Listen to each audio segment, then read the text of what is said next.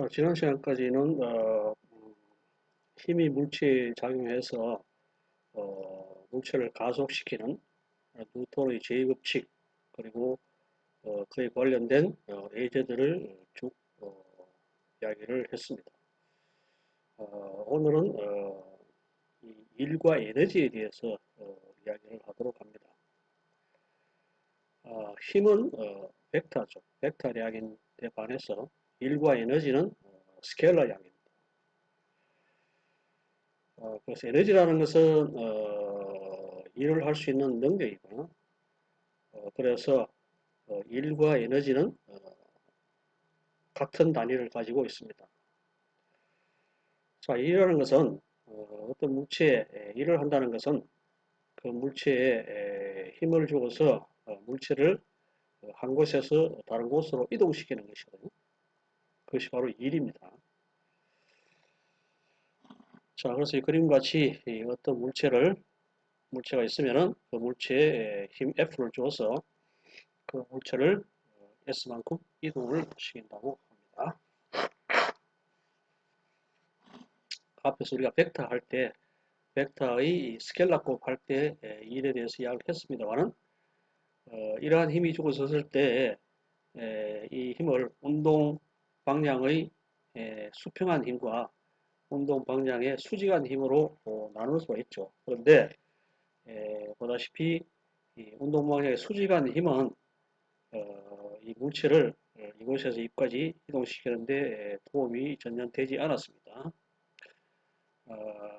단지 수평한 방향의 힘, F 수평 방향만이 이 물체를 이곳에서 이곳까지 이동하는데 이용이 되었죠.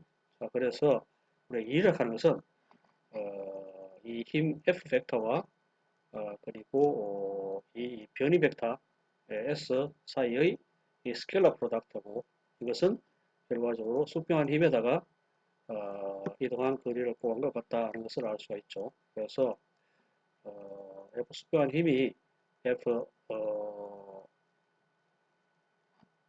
코사인입니다. 사인이 아니고 잘못되었어요. 코사인 세타입니다. 그래서 Fs 코사인 세타로 주어진다는 것을 알 수가 있습니다.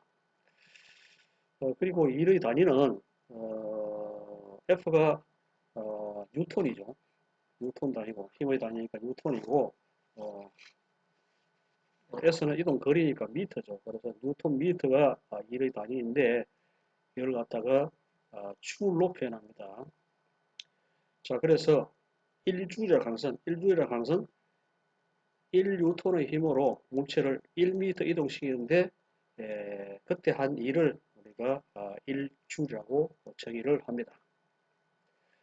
자, 그리고 이 경우는 힘하고 물체 이동 사이에 각도가 주어져 있지만 이동 각도가 없는 경우에 예를 들어 가지고 이 힘이 위치에 따라서 이런 식으로 다를 경우에는 그리고 이동 거리도 직선적이 아니고 이럴 경우에는 결과적으로 이 힘하고 아주 미소한 부분의 이 이동 변이 벡터 사이의 스칼라 곱에다가 여기다가 우리가 여기서까지 이동했다면은 S1에서 S2까지 이동하는데 이 힘이 이 물체의 한 1은 이nertia F dot ds를 S1에서 S2까지 적분을 하면 되겠죠.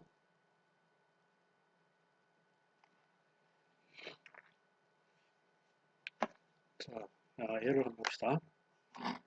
어떤 입자에 작용한 힘이 이 그림과 같이 X축에 따라서 X에 따라서 변한다.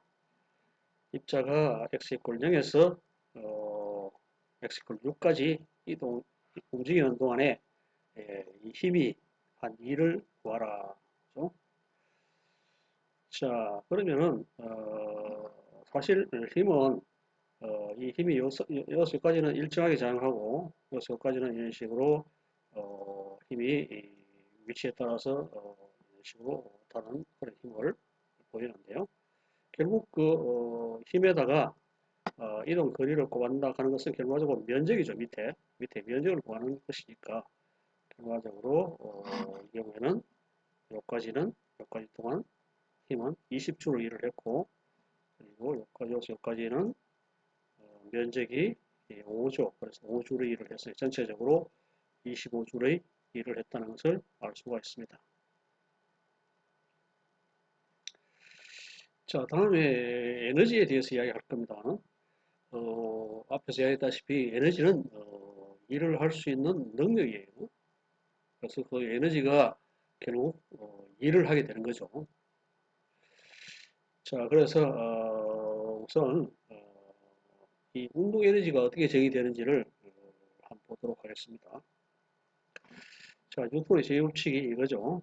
ma는 F니까요. a는 속도의 시간에 따른 미분이니까 이런 식으로 표현할 수 있고, 자, 그래서 이 식에, 뉴턴의 제곱식에 양쪽에 속도 벡터를 스케일러 곱을 하면요. 스케일러 곱을 했어요. 이쪽도 스케일러 곱을 했어요. 자, 그러면은, 이 왼쪽은 왜 됩니까? 이런 식으로 표현될 수 있죠. 그래서 B 도트 B의 시간에 따른 미분을 하면은 바로 요것이죠.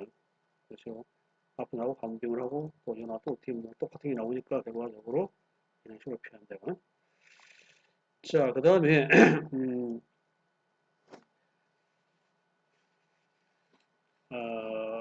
물체를 1에서 2까지 이동시키는데 이 T1에서 T2까지 T1에서 T2까지 이동시키는데 에, 이 식을 갖다 어떻게 적용할 수 있냐? 그걸 적분하면 되죠. 양쪽을 갖다 적분하면 되겠죠. 그래서 1에서 2까지 이동시킬 동안에 이것도 1에서 2까지 이동 시간에 따른 적분을 할 수가 있습니다. 자, 그러면은 그리고 요 B 도 B는 B 제곱이죠. B 스케일러가 되잖아요. B 제곱이고. 자, 그리고 여기서 BDT는 바로 DS죠. 이동 거리잖아요. 그래서 요 왼쪽, 오른쪽 항은 F 도트 DS가 돼요. 1이죠, 1. 앞에서 우리 정한 1이고. 그 다음에 이걸 적분하면 B 제곱이니까요. DT 떨어지고. 그래서 B 제곱을 적분하는데 1에서 2인데 1 위치에서는 B1이고 2 위치에서는 속도가 B2이기 때문에 자, 이런 식의 결과를 얻을 수 있습니다. 그래서 뉴턴의 제곱칙을 시작해서 양면을 스켈라 곱을 하고 물체가 이동하는 동안에 1에서 2까지 이동하는 동안에 시간에 따라서 적분을 해줘서 제가 더 풀어보면은 이러한 각 2분의 1 mv 제곱의 변화가 바로 우리가 그때까지 해준 1과 같다는 것을 얻을 수가 있습니다. 자, 그래서 여기서 2분의 1 mv 제곱을 운동 에너지로 정의합니다. 그래서 운동 에너지의 변화, 왼쪽은 운동 에너지 변화죠. 운동 에너지 변화가 그 사이에 해준 1과 같다.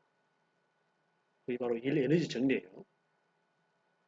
그래서 운동 에너지 변화가 그 사이에 해준 1과 같다. 자, 그래서 일을 해줌으로써, 이건 다른 말로 하면은, 물체에 일을 해줌으로써 그 물체의 운동 에너지가 변한다. 운동 에너지 변한다는 건 속도가 변한다는 이야기잖아요. 그래서 결국 이제 물체에 일을 해줌으로써 물체의 속도가 변한다. 아주 단순한, 우리가 상식적인 이야기잖아요. 그래서 물체에 일을 해주면은 물체의 속도가 변한다. 그래서 그 말은, 물체에 일을 해주면은 물체의 운동 에너지가 변한다. 그래서 이게 바로 일 에너지 정의예요. 그래서 일을 해주면은 W는 일을 해주면은 델타 K 운동 에너지가 변한다. 그런 이야기죠. 그래서 물체에 일을 해줌으로써 물체의 운동 에너지가 변한다는 것을 표현하고 있다. 그게 바로 일 에너지 정의입니다. 즉 물체의 운동 에너지는 어떤 힘이 물체에 일을 해줘야 변한다. 물체에 일을 해주지 않으면은 운동 에너지가 변할 리가 없다는 이야기죠. 그래서 물체에 일을 해줌으로써 물체의 운동 에너지가 변하고 운동 에너지가 변한다는 것은 물체의 속도가 변한다. 그런 식으로 정리가 되겠습니다. 자, 다음에는 이제 이 포텐셜 에너지, 이 포텐셜 에너지도 마찬가지로 에너지예요. 에너지라 하는 것은 일을 할 수 있는 능력이죠. 우리가 운동 에너지도 일을 할 수 있는 능력이죠. 그래서 운동하는 움직이는 물체가 다른 물체에 만나면 일을 하게 되잖아요. 부딪혀가지고 일을 할 수 있잖아요. 그와 마찬가지로 포텐셜 에너지도 어떤 뭐 위치에 있다든지 이럴 경우에 그 위치에서 놓아지면은 운동을 하게 되는 거예요. 운동을 하고 그에 따라서 다른 물체에 일을 하게 되는 그러한 것을 우리가 포텐셜 에너지라고 부릅니다. 여러 가지 포텐셜 에너지가 있는데 이번 학기에 배우게 될 포텐셜 에너지 몇 가지에 대해서 이야기하도록 합니다. 첫 번째가 중력 포텐셜 에너지입니다. 자, 이런 경우를 한번 생각해 봅시다. 지표에 있는 질량 M의 물체를 덜 올린다고 칩시다. 그런데 질량 M은 이 지구에 의한 중력을 받고 있으므로 이 중력을 이기고 물체를 들어 올리기 위해서는 우리가 외부에서 일을 해줘야 되잖아요. 우리가 손으로 잡고 물체를 잡고 위로 들어오려면 손이 근육이 일을 하죠. 물체. 자, 그래서 질량 M을 지표에서 높이 Y까지 들어 올리기 위해서 해주어야 하는 일은 뭐냐? 간단히 계산할 수 있잖아요. F 도트 DS인데 F 가능성 중력이 밑방향으로 작용하고 그리고 DS는 위로 DS 방향은 위쪽 방향이죠. 그리고 이 중력 방향은 아래쪽 방향이죠. 반대 방향이잖아요. 그래서 F하고 mg가 반대 방향, DS하고 반대 방향이니까 마이너스 되고 mg, DS는 S 방향이 dy니까 dy예요. 자, 그래서 이걸 적분하면 바로 마이너스 mgy예요. 그래서 이어서 마이너스를 하는 것은 우리가 그 물체에 일을 해준 기라이죠. 그래서 물체를 지표에서 높이 y만큼 들어 올리는데 우리가 그 물체에 해준 일은 mgy다 이 말이죠. 자, 그러면은 그 mgy y 높이까지 올라간 물체를 우리가 그 위치에서 놓을 경우에는 그 물체가 지표에 떨어지면서 mgy만큼의 일을 할 수 있게 되죠. 자, 그래서 다시 말하면은 그 물체는 지표에서 y 높이에 있는 그 물체는 mgy라는 만큼의 일을 해줄 수 있는 능력을 가진다 그런 이야기죠. 자, 그래서 이러한 y 높이에 있는 물체는 mgy라는 이 중력 포텐셜 에너지를 가진다 그런 식으로 이야기할 수 있겠죠. 자, 그래서 이 포텐셜 에너지를 U로 표시하는데요. U가 바로 mgy다. 그래서 y 위치에 있는 물체는 mgy라는 그런 중력 포텐셜을 가진다는 것을 알 수가 있습니다. 자, 그리고 이 중력 포텐셜 에너지는 이 위치, y라는 어떤 위치만의 함수예요. 자, 그래서 우리가 물체를 y1에서 y2 높이까지 물체를 이동시킨다고 했을 경우에 여러 가지 경로를 따라서 물체를 이동시킬 수 있겠죠. 그래서 바로 y1까지 직선적으로 이동시킬 수 있고 그 다음에 이리 갔다가 올라갔다가 이런 식으로 이동시킬 수 있고 또는 좀 복잡하게 이런 식으로 이동시킬 수도 있겠죠. 자, 그런데 이 우리가 y1에서 y2까지 이 질량 m의 물체를 이동시키는데 한 일은 바로 y1에서 y2까지 f.ds -mg dy 이 물체의 위치만의 함수죠. 경로하고 무관하잖아요. 그냥 단순하게 두 위치의 차이만큼의 그런 일을 갖다가 해줬죠. 그래서 포텐셜의 y1 위치와 y2 위치의 사이에 포텐셜 차이만큼의 일을 갖다 우리가 해준 것이죠. 자, 그래서 이러한 힘에 관련된 것을 우리가 이 보존력이라고 불러요. 그래서 conservative force라. 그래서 conservative force라 하는 것은 이 포텐셜 함수가 위치만의 함수다. 그런 경우를 우리가 이 보존력이라 부릅니다. 그래서 중력은 보존력이죠. 자, 다시 한번 또 상세하게 한번 보면은 이 경로가 갈색 경로하고 이 청색 경로를 따라서 이 물체를 mg라는 물체를 y1에서 y2까지 이동시킨다고 했을 경우에 f.ds 하면은 f는 mg는 밑으로 향하고 그리고 ds는 위로 향하죠. 그래서 dy로 했습니다. 자, 반대 방향이니까 마이너스고 스케일러 곱들 하면은 마이너스 되잖아요. 그래서 f는 mg고 ds는 dy니까요. 자, 그래서 이걸 y1에서 y2까지 이동시키는데 결과적으로 두 위치 이 높이의 차이만의 함수로 표현이 됐잖아요. 자, 그래서 이 경우는 쭉 하면 바로 이 값이 나오는데 예를 들어 청색의 경우에 청색 경로를 따라간다고 했을 경우에 우리가 이 경로를 분석을 해보면은 이런 식으로 나눌 수 있겠죠. 이런 식으로. 자, 그런데 여기서 이 녹색 경로를 따라서 일을 했을 경우에는 f.ds를 하면은 이 힘은 mg는 밑방향이고 그리고 ds는 이 방향이 서로 수직이죠. 수직이니까 결과적으로 코사인 세타니까 fds 코사인 세타잖아요. 그러니까 0이죠. 그래서 이것도 마찬가지로 그래서 녹색 경로를 따라 간 경우에는 일을 하지 않죠. 단지 검은색 화살표 방향으로 이동했을 경우에는 이 f.ds가 0이 아니죠. 자, 그래서 이 검은색 화살표를 다 합치면 바로 이거잖아요. 똑같잖아요. 방식하고. 자, 그래서 결과적으로 이 중력 하에서는 우리가 물체를 한 곳에서 다른 곳으로 이동시키는 경우에 드는 일은 두 물체의 위치에만 관계된다. 그래서 중력은 보존력이라는 것을 알 수가 있습니다. 자, 다음에는 탄성 포텐셜 에너지예요.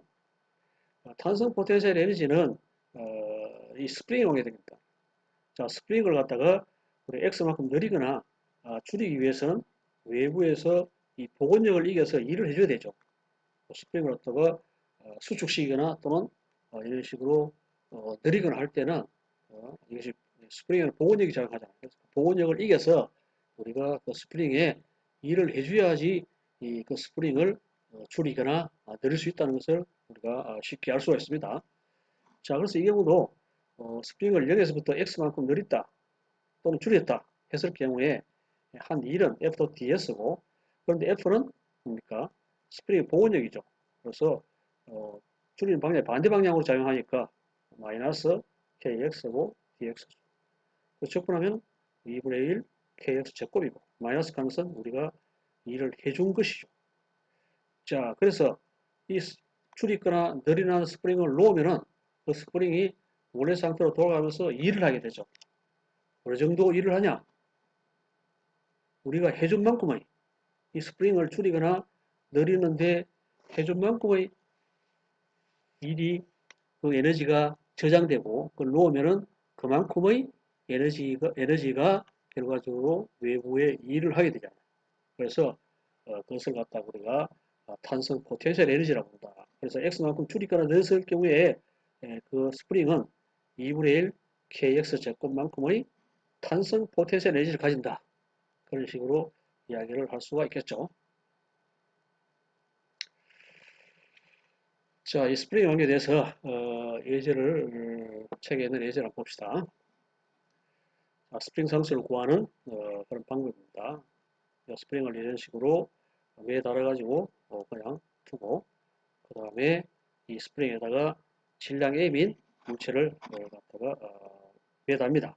매답이 늘어나겠죠. 이 질량 M의 중력 때문에. 그래서 어디까지 늘어나느냐? 이 중력하고 이 스프링의 복원력이 일치하는 데까지 늘어나겠죠. 그래서 mg하고 이 복원력 kx죠. x가 t잖아요.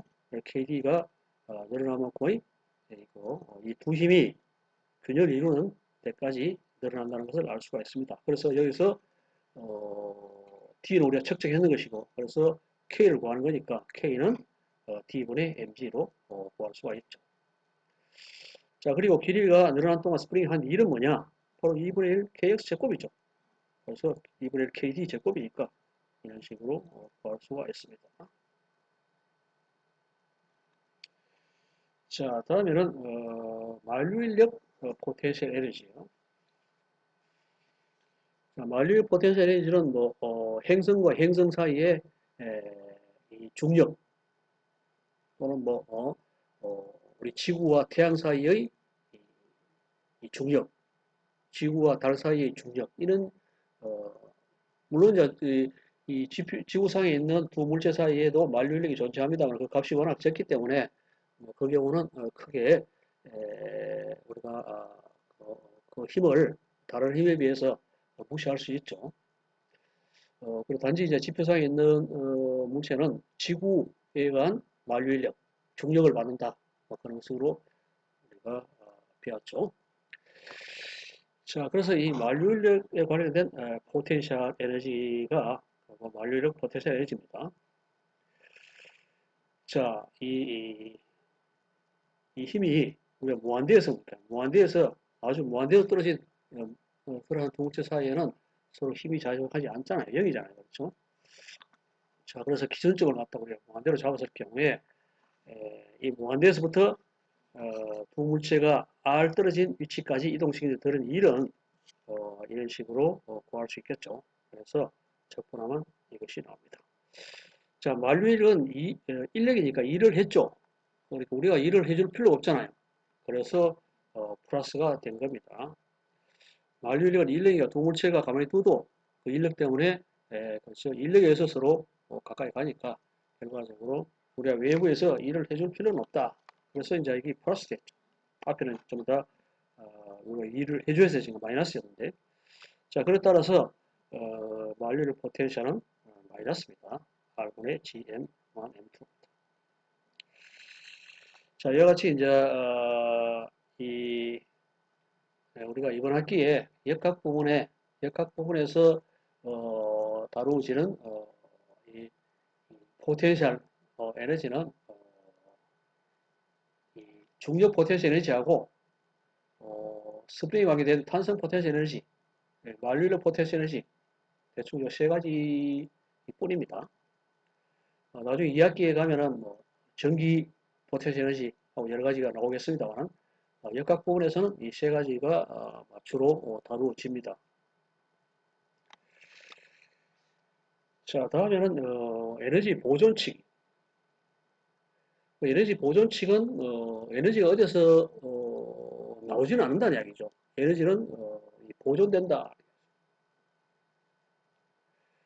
자, 그래서 에너지가 어떤 식으로 보존되느냐 하는 것을 한번 보도록 하겠습니다. 자, 앞에서 한 일 에너지 정리가 우리가 물체에 일을 해주면은 그 물체의 운동 에너지가 변한다. 라는 것이 바로 일 에너지 정리였잖아요. 자, 그리고 보존력, conjunctive force만 있는 경우, conjunctive force라고 하는 것은 이 포텐셜 에너지가 위치에만 관계된다 그렇잖아요. 자, 그래서 위치에만 관계되기 때문에 이 포텐셜 에너지가 정의가 되죠. 이 포텐셜 에너지가 위치에만 관계되는 그런 포텐셜 에너지가 정의되고 그리고 이 포텐셜 에너지가 한 일은 결과적으로 두 위치의 포텐셜 에너지의 차이에 해당되는 것이다 하는 것을 이야기를 했습니다. 그래서 보존력이 한 일은 결과적으로 두 지점의 이 포텐셜 에너지 차이다 하는 것을 앞에 이야기를 했죠. 자, 그래서 보존력만 있는 경우에는 결과적으로 한 일 자체가 일이 포텐셜 에너지 차이죠. 차이니까 이것을 W12 대신에 요걸 갖다 대입시켜주면은 정리를 하면은 이런 식으로 정리가 되죠. 그래서 1지점에서의 운동 에너지와 그리고 이 보존력에 관계된 포텐셜 에너지 합이 2지점에서의 운동 에너지와 포텐셜 에너지와의 합과 같다. 그래서 에너지가 어디서 뭐 들어오지도 않고 나오지도 않았잖아요. 자, 그러니까 운동 에너지와 포텐셜 에너지의 합, 우리가 이걸 갖다가 역학적 에너지라고 하는데, 역학적 에너지는 보존된다. 그래서 1위치에서 2위치 사이에 가는 동안에 외부에서 일을 해주지 않았으니까 결과적으로 그 에너지는 변함이 없죠.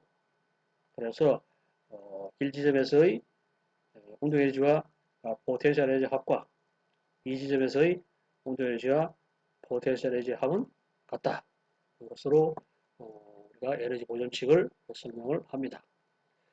자, 그래서 이걸 갖다 식을 좀 바꿔보면 1지점과 2지점 사이의 운동 에너지의 변화죠. 이것이 앞에 이것이 운동 에너지 변화한 게죠. 그리고 이것은 포텐셜 에너지 변화죠. 그래서 외부에서 일을 해주지 않은 고립계, 아이솔레이트된 시스템에서는 결과적으로 운동 에너지 변화하고 그리고 위치 에너지 변화의 합은 0이다. 그 말은 거꾸로 운동 에너지와 위치 에너지의 합은 변함이 없다. 하는 것을 보여주는 것이 바로 에너지 보존칙입니다.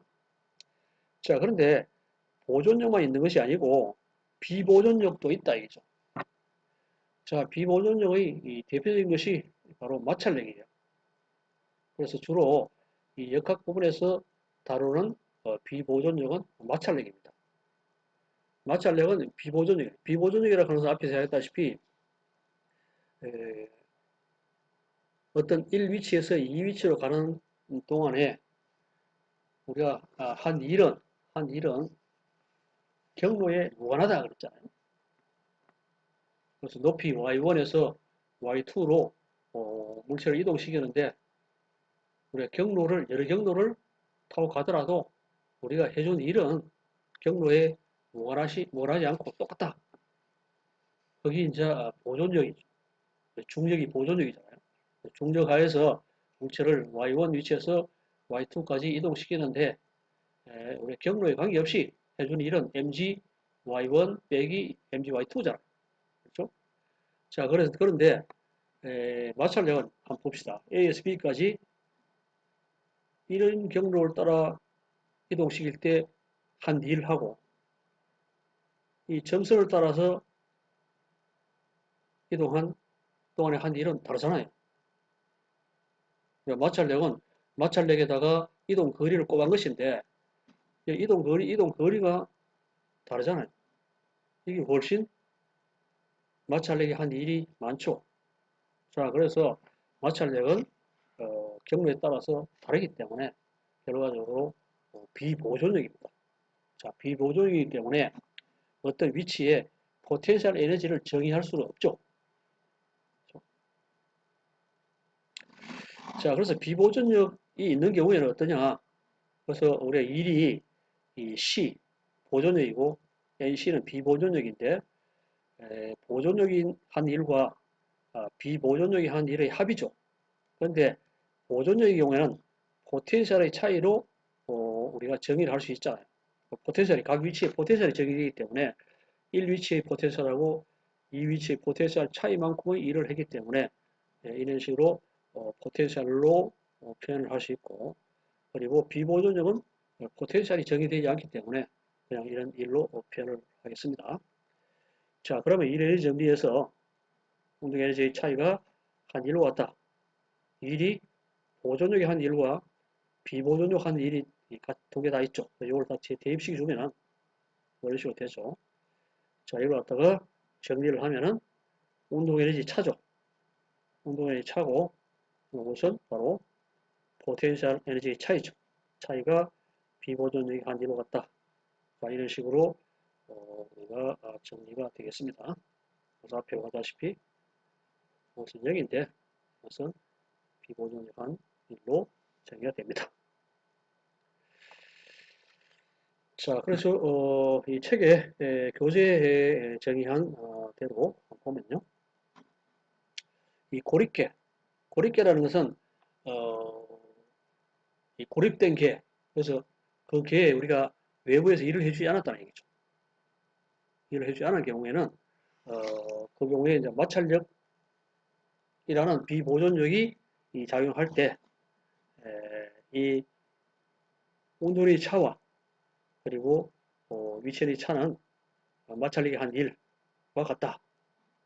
또는 이런 식으로 표현할 수가 있습니다.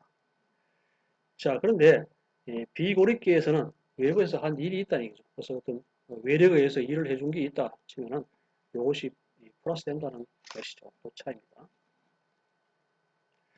자, 그래서 간단하게 여러분들이 이제 상식적으로 생각을 해가지고 이런 식으로 생각하면 돼요.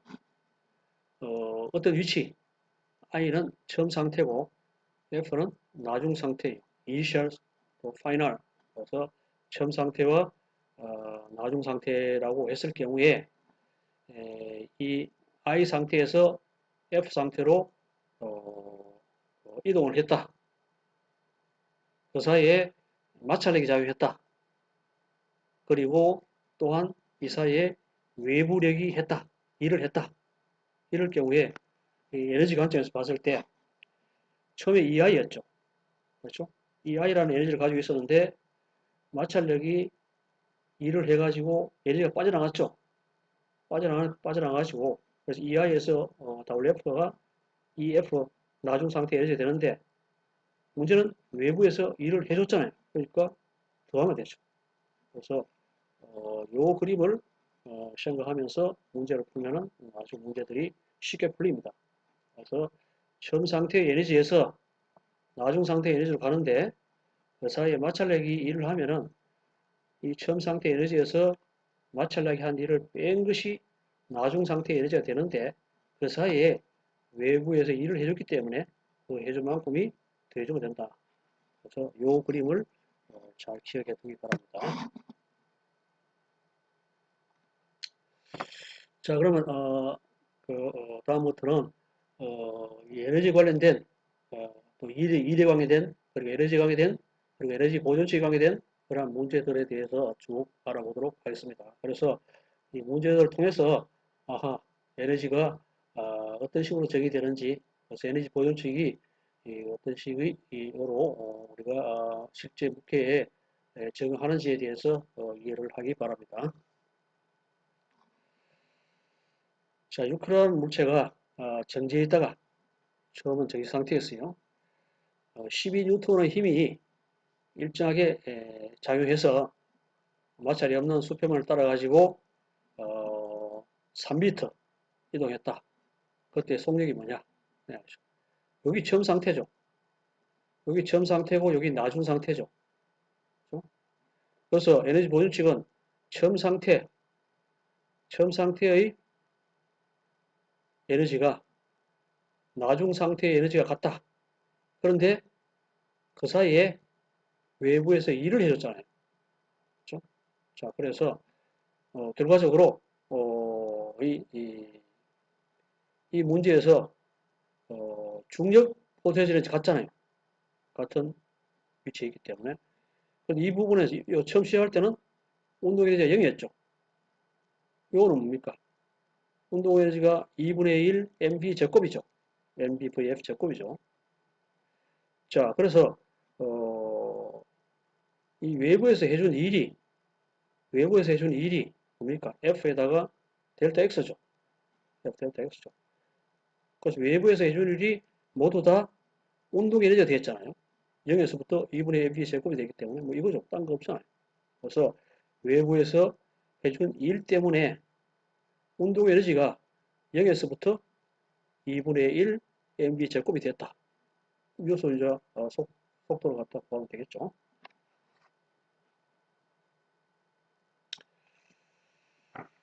자, 다음은 스프링 공기총의 작동 원리는 방아쇠를 당겨 스프링이 튕겨 나가도록 하는 구조다. 이 스프링을 이 부분이 스프링이 이제 원래 상태예요. 이어서 스프링을 밑으로 이렇게 수축시켰죠. 그래서 이 스프링을 A만큼 압축해가지고, 그렇죠? 자, 방아쇠를 당기면은 이어서 이제 스프링이 총알이 나가죠. 그렇죠? 자, 그래서 이 총알이 최대 높이 YC만큼 올라간다. 그렇죠? 자, 그럴 경우에 저항량을 무시하고 해석교 스프링 상수를 구하라. 그렇죠? 그래서 질량이 주어져 있고 어, YA 위치는 YB 위치를 0으로 잡았을 때 요 아래 12cm 위치고요. 그 다음에 총알이 어디까지 올라가느냐? 여기서부터 YB 0에서부터 20m까지 올라간다. 상당히 많이 올라갑니다. 자, 이때 스프링 상수를 구하라 했어요. 자, 그러면 에너지 보존 정책을 쓰려면은 어떤 처음 위치하고 나중 위치를 두 위치를 잡아야 돼요. 그래서 우리가 두 위치를 잡는 것은 어느 위치를 잡아도 상관없어요. 그래서 문제를 풀기 쉬운 그러한 위치를 잡으면 되는데, 자, 이 경우에 요 A 위치하고 A 위치를 처음 위치라 잡고, 그리고 C 위치, 총알이 최고 위치까지 갔을 때를 네, 마지막 위치로 잡아요. 그러면 A와 C 사이에 에너지 보존칙을 사용하면 되죠. 자, 그러면은 A 위치에서의 운동회전 없죠? 운동회전 없잖아요. 그래서 정지한 상태니까 운동회전 없고. 그 다음에 중력 포텐셜 에너지는 뭡니까? 여기 0이죠. 여기 0이니까 0의 위치니까 요거보다 밑에 있잖아요. 밑에 있으니까 사실 마이너스 mg ya죠. 중력 포텐셜 에너지고, 그 다음에 탄성 포텐셜 에너지, 이게 스프링이니까 탄성 포텐셜 에너지는 요 x 이퀄 0이죠. y 이퀄 0이죠. x니까 x 0인데 요만큼 수축됐잖아요. 자, 그래서 이 경우에 이 탄성 포텐셜 에너지가 2분의 1 k x a 제곱이죠. 요만큼이죠. 수축됐으니까. 그 다음에 다른 건 없죠. 그래서 A 위치에서 에너지는 운동 에너지, 그리고 중력 포텐셜 에너지, 그 스프링의 탄성 포텐셜 에너지, 이 세 가지 있잖아요. 다른 거 생각할 게 없잖아요. 그렇죠? 자, 그런데 A 위치에서 총알은 속도 0이죠.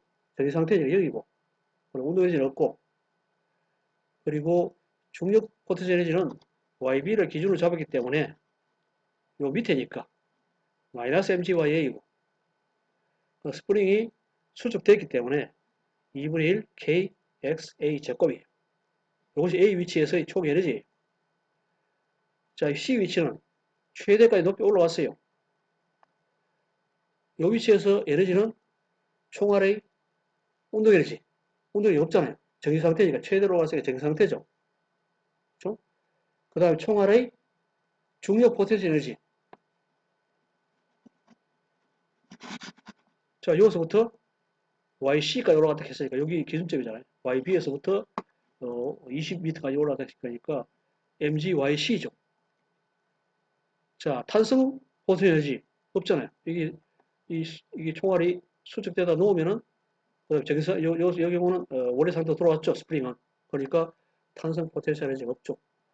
자, 그래서 다시 보면은 C 위치. C 위치는 총알이 최고 위치까지 올라가는 그때 상태는 운동 에너지는 총알 운동 에너지는 없고 0.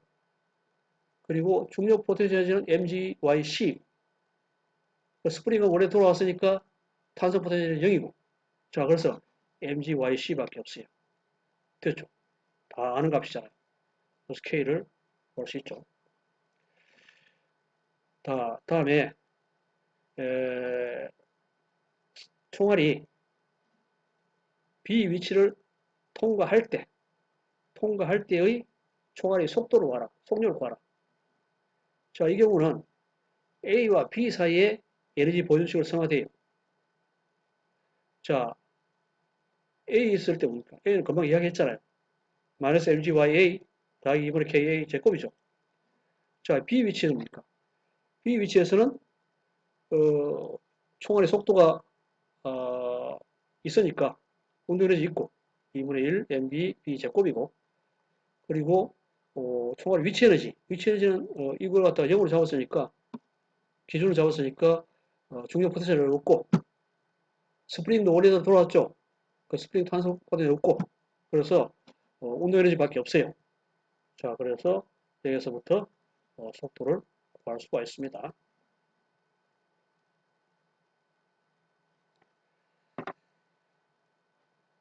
자, 다음 문제는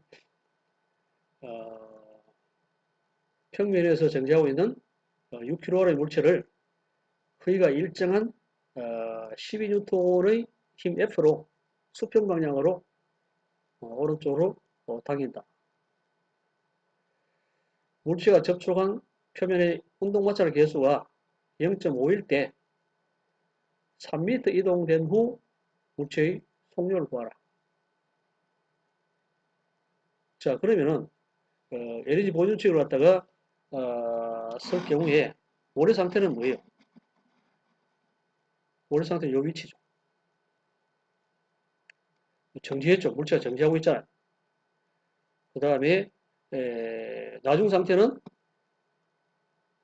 물체가 3m 이동한 때이죠. 델타 X가 3m인 요 지점이 이 나중 상태죠. 그래서 처음 상태와 나중 상태의 에너지를 비교하면 되죠. 됐죠? 자, 처음 상태 봅시다. 처음 상태 물체가 정지하고 있잖아요. 정지하고 있으니까 운동 에너지 없죠. 그렇죠? 자, 중력 포텐셜 에너지도 이 동일한 위치에 있으니까 이 위치를 기준으로 잡으면은 중력 포텐셜 에너지 없죠. 됐죠? 자, 그 다음에 다른 에너지는 없잖아요. 그래서 이 경우에는 운동 에너지하고 중력 포텐셜 에너지만 관여되어 있죠. 자, 그래서 처음 상태는 물체가 정지하고 있으니까 운동 에너지 없고, 그리고 위치 에너지도 중력 포텐셜 에너지도 없고, 사실 0이죠. 0. 0이고.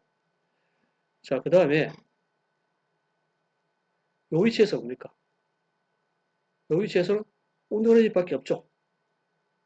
그래서 운동 에너지는 2분의 1 mv 제곱입니다. 그래서 0인 아무것도 없는 데서 에너지가 0이었는데, 여기서는 처음 상태 에너지가 0이었잖아요. 0이고, 나중 상태는 운동 에너지밖에 없으니까 2분의 mv 제곱이죠. 자, 그런데 어떻게 0인 상태에서 2분의 mv 제곱이 됐느냐? 외부에서 일을 해줬잖아요.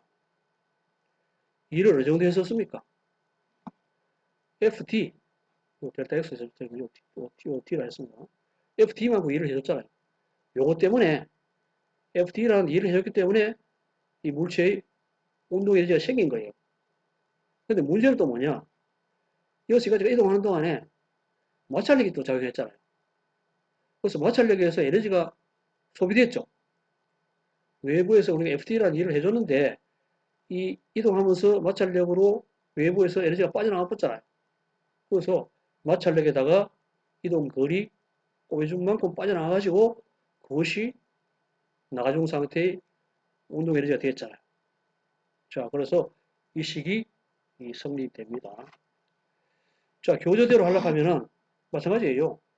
운동 에너지 변화하고, 그래서 마찰력 한 것이 외부에서 해준 일로 같다. 외부에서 해주는 이름은 힘에다가 이동 거리고, 그래서 FT라 해서 FT. 자, 그리고 여기서 마찰력 하는 것은 그 앞에서 여러분이 했습니다만, 그 중력 수직력이 무게하고 똑같죠.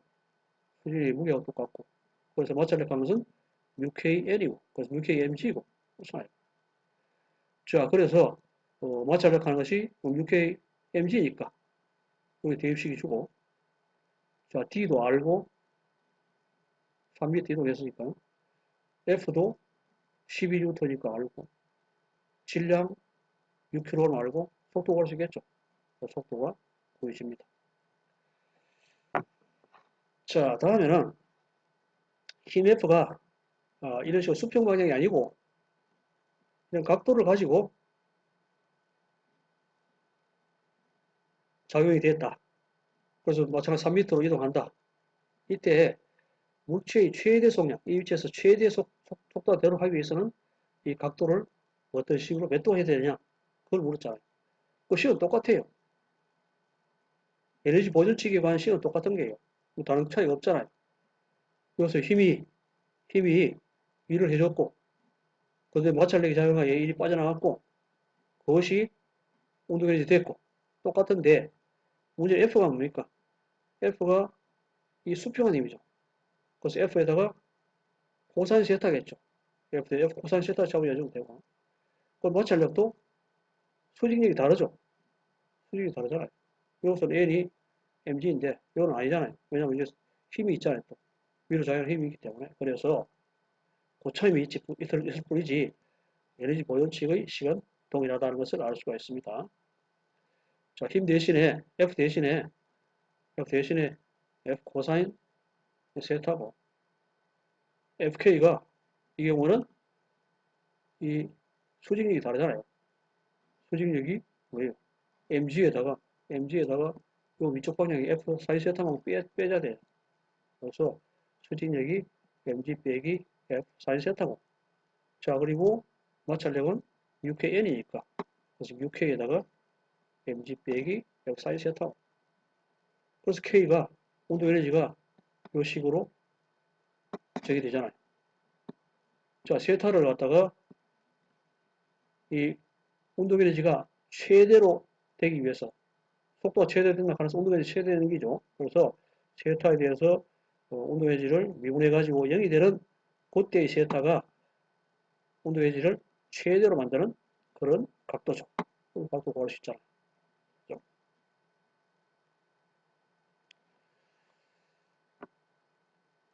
자, 다음 문제는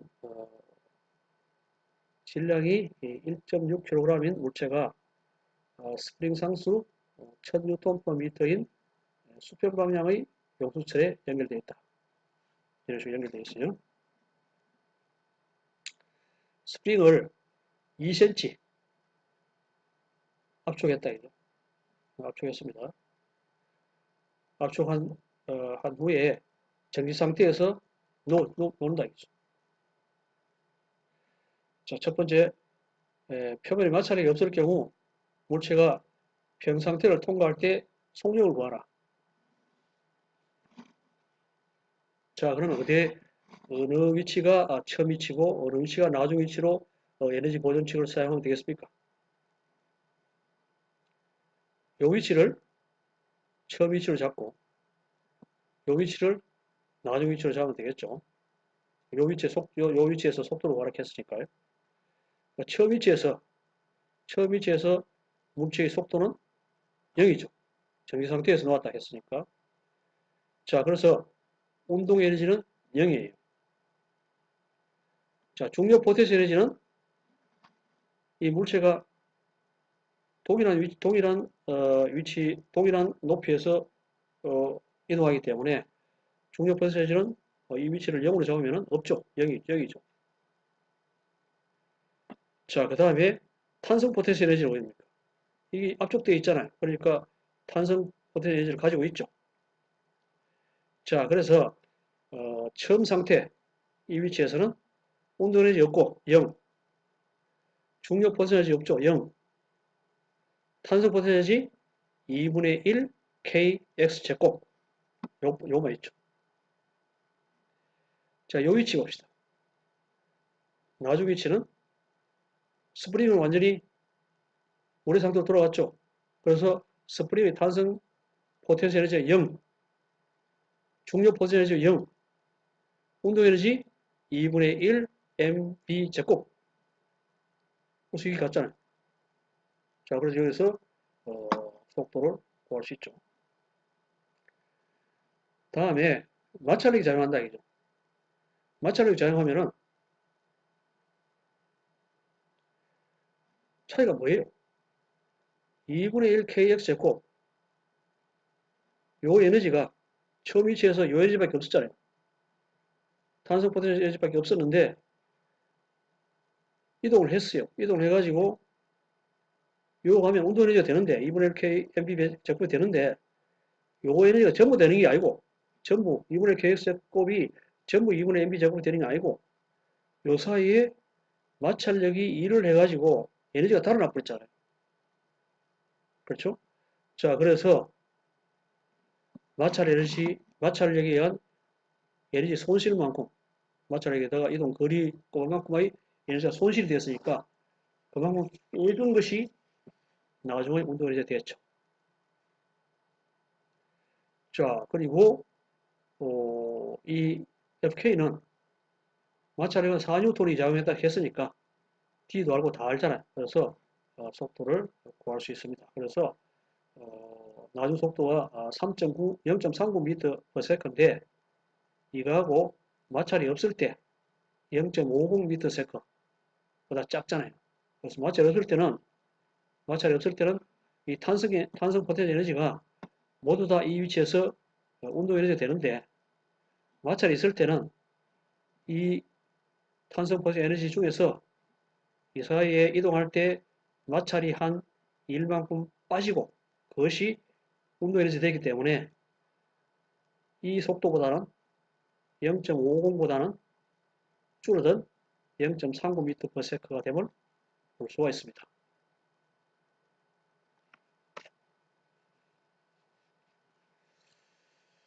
자, 다음 문제는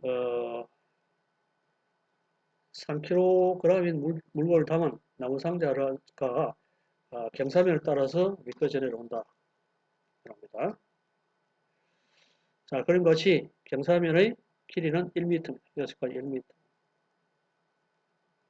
경사각은 30도입니다. 나무 상자는 경사면의 위치에서부터 정지 상태에서 출발해가지고 5N의 마찰력을 계속 받으면서 내려온다. 경사면을 내려는 후에도 수평면 바닥을 따라서 움직이다가 멈춘다. 에너지 방법을 사용하여 경사면 아래 끝에서 나무상을 속력을 가라. 요 위치에 속력을 가라. 그러면은 에너지 보존축을 갖다가 어디서 냅니까? 요걸 처음 위치로 잡고 요걸 나중 위치로 잡으면 되죠. 그래서 처음 위치에 어떤 에너지가 있는지 한번 보도록 하죠. 자, 여기서 중력 포텐셜 에너지의 기준점은 이 바닥을 잡으면 편리하죠. 이 바닥이 포텐셜이나 중력 포텐셜 에너지가 0인 지점을 오로 잡아요. 자, 그러면은 이 위치에서 중력 포텐셜 에너지는 뭐예요? mgy이죠. 딴 거 없잖아요. 높이 yi. 자, 그럼 이 위치에서 속도는 0이죠. 속도는 0이니까 운동 에너지 0이죠. 자, 그리고 중력 포텐셜 에너지는 기준점보다도 yi 높이 있기 때문에 mgyi죠. 나머지 에너지는 없죠. 스프링도 없으니까 탄성 포텐셜 에너지 없고 단지 운동 에너지 아니고 중력 포텐셜 에너지밖에 없죠. 운동 에너지는 0이고 정지 상태에서 출발했으니까 그래서 중력 포텐셜 에너지는 mgyi다. 그걸 알 수 있죠. 자, 그 다음에 이 위치에서는 뭡니까? 이 위치에서는 기준점이 2이니까 중력 포텐셜 에너지는 0이고 운동 에너지 속도가 있으니까 2분의 1 mvf 제곱이죠. 그래서 이 위치 에너지 mgyi가 모두 다 2분의 mvf 제곱 운동 에너지 됐으면 좋겠는데 그 사이에 마찰이 있잖아요. 마찰력에 의해서 에너지가 손실이 되죠.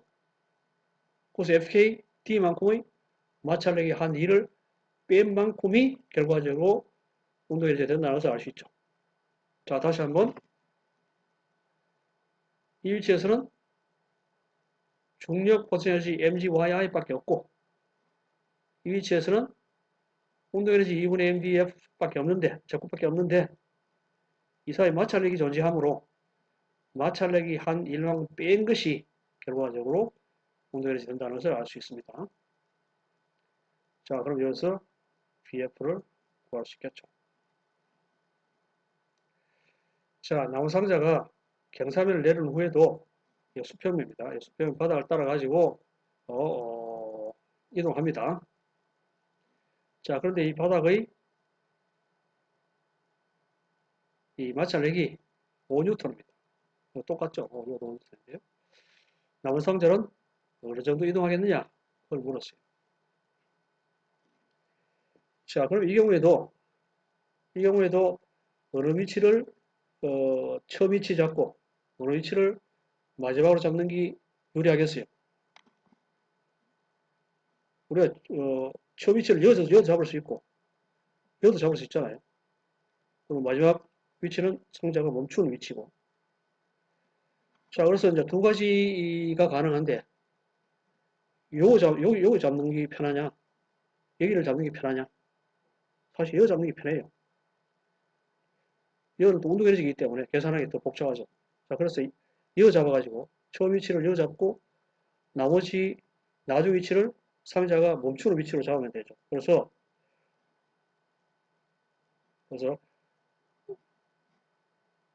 처음 위치는 뭐예요? MGYI 중력 포스 에너지밖에 없죠. 나중 위치는 왜 편리하냐면은 멈추는 곳이기 때문에 속도도 0이고 바닥이니까 중력 포지션에서 0이고 에너지가 0이죠. 정의 상태에 대해 붙으니까 0이잖아요. 그래서 편리하다는 이야기죠. 여기 잡으면 나중에 지금 요거 잡으면 어떻게 됩니까?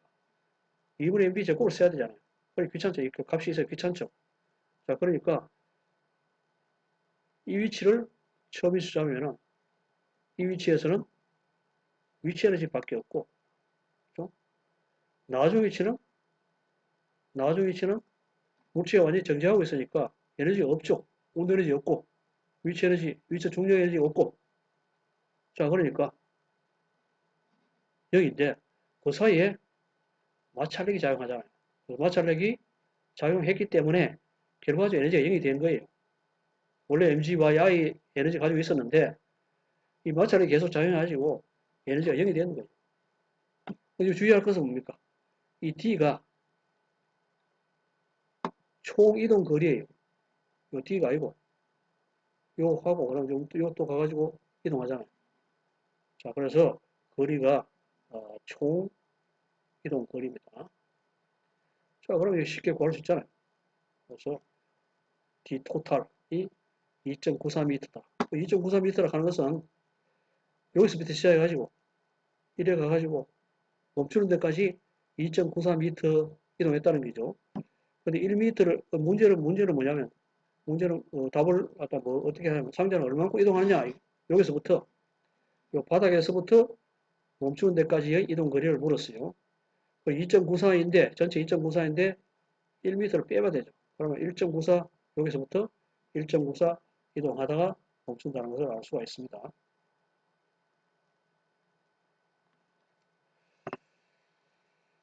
자, 그리고 이 문제는 질량이 0.8kg인 물체가 처음 속력 1.2m/s로 오른쪽으로 움직여서 스프링과 충돌한다. 스프링의 질량을 무시하고 스프링 상수는 50Nm/m다. 표면에 마찰이 없다고 가정하고 충돌로 스프링의 최대 길이를 봐라. 수축거리죠. 수축거리고. 자, 처음 상태는 뭐예요? 처음 상태는 이 상태죠. 이 상태 처음 상태고. 나중 상태죠. 자, 처음 상태는 이 물체가 속도 VA로 오고 있죠. 그 다음에 스프링은 수축되지 않았어요. 자, 그래서 에너지는 무엇밖에 없습니까? 운동 에너지밖에 없죠. 2분의 mv 제곱밖에 없죠. 자, 그럼 나중 상태는 뭐예요? 나중 상태는 스프링이 수축했죠. 최대로 수축했죠. 자, 이 순간에 이 물체의 속도 0이죠. 그래서 0이잖아요. 최대로 멈췄으니까. 그리고 스프링의 탄성 퍼센티지는 X만큼 수축했으니까 2분의 1 kx 제곱이죠. 자, 그래서 이 물체의 운동 에너지가 전부 다 스프링의 탄성 포텐셜 에너지로 변했죠. 그게 바로 최대 길이잖아. 최대 수축 거리잖아. 그래서 이어서 운동 에너지가 모두 스프링 포텐셜이 바뀌었다. 마찰이 없으니까. 그렇죠? 이런 식으로 되죠. 자, 다음 문제가 이제 마찰이 작용하는 경우죠. 자, 마찰이 작용하는 경우는 이 운동 에너지에서 빼기, 마찰하게 한 일을 빼주면 되잖아. 그것이 이제 스프링이 됐죠. 스프링 이동됐다는 거죠. 아, 이게 뭐 꼭 그런 건 아닙니다.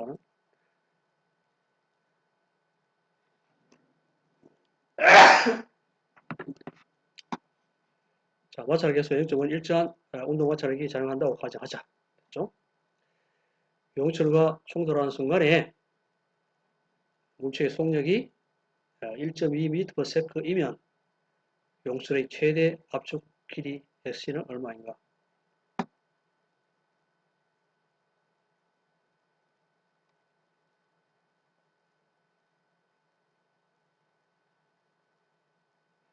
자, 그래서 이 경우는 결국 이제 앞에 경우와 다르게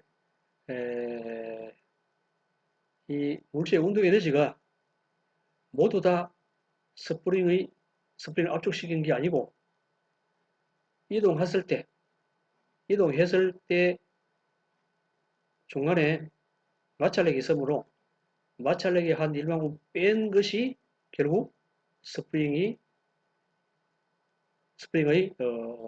탄성 포텐셜 에너지가 되는 거죠. 그래서 마찰력이 한 일만큼 뺀 운동 에너지가 스프링의 포텐셜로 바뀌었다. 이런 식으로 표현할 수 있죠.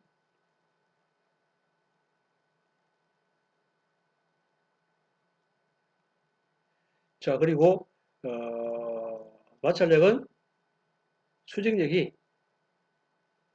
mg잖아요. mg이고 그래서 마찰력은 uk mg고요. 자, 이어서 이제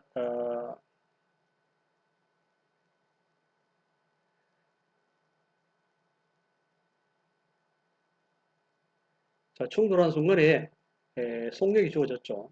속력이 주어졌으니까 속력은 주어졌어요. 주어졌고 그리고 x를 x를 구하라 이거죠. x를 구하라. 그러니까 이 식에서부터 속도 알고 그리고 fk는 ukmg이고 여기 이제 이동하니까 여기 xc겠죠. 이것도 xc고요. 그래서 x에 대한 2차 방정식을 풀면은 수축된 거리가 나옵니다.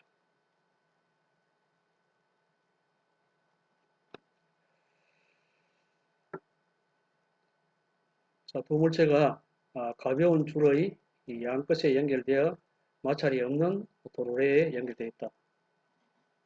도로래의 마찰은 없다고 가정합니다.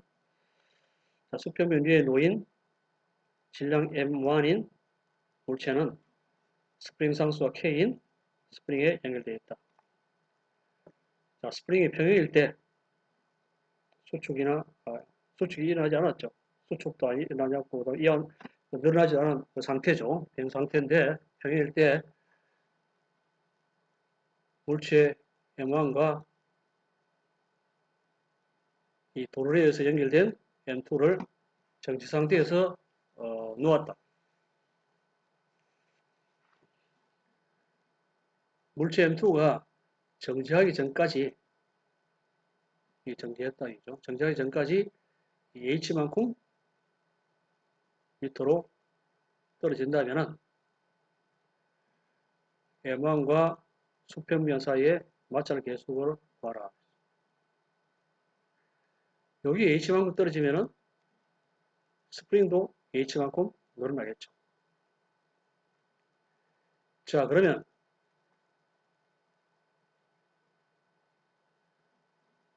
처음 상태의 에너지가 뭐예요? 처음 상태의 에너지는 우리가 떨어진 요 지점을 이 중력의 기준점으로 잡으면은 처음에 물체가 다 정지해 있죠. M1도 정지해 있고 M2도 정지해 있고, 운동 에너지 없죠. 그 스프링도 평형 상태니까 스프링의 탄성 포텐셜 에너지도 없죠. 에너지가 0이었죠. 아무것도 없잖아요. 없는데, 운동 에너지 없고, 탄성 포텐셜 없는데, 중력 포텐셜 에너지는 있죠. 왜냐하면 중력 기준점을 요거 잡았으면요. 요거 잡으면은, 요 M2가 M2GH만큼의 중력 포텐셜 에너지를 가지고 있죠. 됐죠? 그래서 처음 상태는 M1과 M2가 정지 상태고, 우리 기준점을 여기 잡으면은 M2는 M2GH만큼의 중력 포텐셜 에너지를 가지고 있고, 스프링은 평 상태니까 스프링의 탄성 포텐셜 에너지는 없고, 자, 그래서 에너지는, 단지 에너지는 이 M2의 중력 포텐셜 에너지밖에 없죠. 그래서 M2GH만큼밖에 없죠. 자, 다음에 나중 상태는 M2가 여기까지 떨어졌어요. H만큼 떨어졌어요. 떨어졌을 경우에 그 위치에서는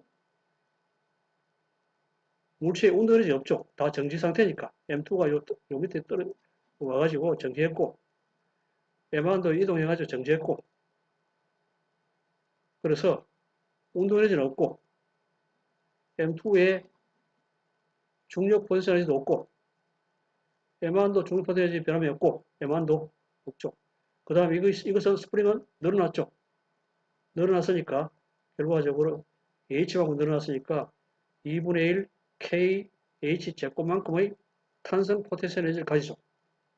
자, 그래서 요약하면은 처음 상태는 M2의 중력 포텐셜 에너지 M2GH만 가지고 있고, 나중 상태는 2분의 1 KH 제곱의 탄성 포텐셜 에너지만 있죠. 그래서 이 처음 상태의 에너지고, 이것이 나중 상태의 에너지인데, 그 사이에 물체가 이동했죠. 이동하면서 마찰이 있다 했으니까 이 마찰력에 의해서 에너지가 소실됐죠. 그래서 마이너스 FKH, 이동거리는 H죠. 전부 다. 자, 그래서 이 식이 에너지 보존칙입니다. 그래서 M2의 중력 분산 에너지에서 마찰한 1을 뺀 만큼의 스프링의 분산 에너지 바뀌었다. 그걸 나타내고 있죠. 자, 그래서 이 탄성 마찰 에너지는 마찰력은 거기 잘못되었어요. M1입니다. 뮤K M1G예요. 뮤K M1G예요. 그래서 FK는 뮤K M1G고요. H고. 그래서 H는 알죠.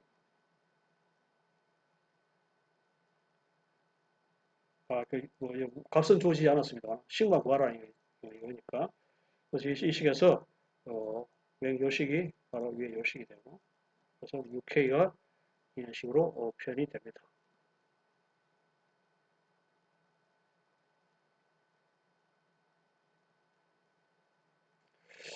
자, 오늘은 이 에너지에 관련된 내용에 대해서 알아보았습니다. 첫째, 운동 에너지, 그리고 중력 포텐셜 에너지 있고, 탄성 포텐셜 에너지, 완륜력 포텐셜 에너지. 사실 이것이 이제 이것들이 이번 학기 역학 분야에서 다루어질 에너지입니다. 자, 그래서 이런 에너지들이 어떤 개에 작용을 해서 그 개가 움직이고, 자, 그럴 경우에 그 개에서 에너지 보존축이 어떻게 표현되는지에 대해서 알아봤습니다. 그래서 에너지 보존에 관계된 여러 문제를 다루어 봤는데, 교재에 있는 문제를 다뤄봤는데, 교재에 있는 그런 방법과 약간 다른 방법으로 설명을 했습니다만, 뭐 결론적으로 똑같습니다. 똑같은 내용이니까 여러분들이 교재에 있는 내용들을 다시 한번 살펴보고 오늘 한 강의하고 어떤 부분이 매치가 되는지에 대해서 이해를 하면 됩니다. 그래서 이, 이 앞에서 이야기했다시피 이 그림에서 관계된 그러한 내용을 잘 이해를 하면은 모든 문제에 다 적용을 할 수가 있습니다. 그래서 에너지 보존치라는 것은 어떤 처음 상태에서부터 어떤 나중 상태 사이에 에너지의 변화는 없다는 것이 에너지 보존치거든요. 자, 그래서 처음 상태에서 나중 상태로 가는 사이에 외부에서 일을 해줄 수도 있고 또는 비보존적인 마찰력에 의해서 일을 갖다가 일이 빠져나갈 수도 있고 뭐 그렇잖아요. 그래서 그걸 갖다가 전체적으로 이해를 하면은 모든 문제에서 동일한 원리를 적용시키면 되는데 이 그림을 잘 기억해 두면 됩니다.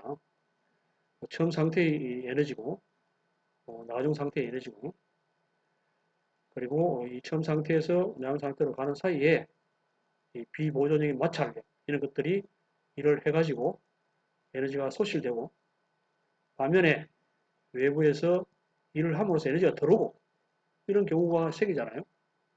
자, 그러니까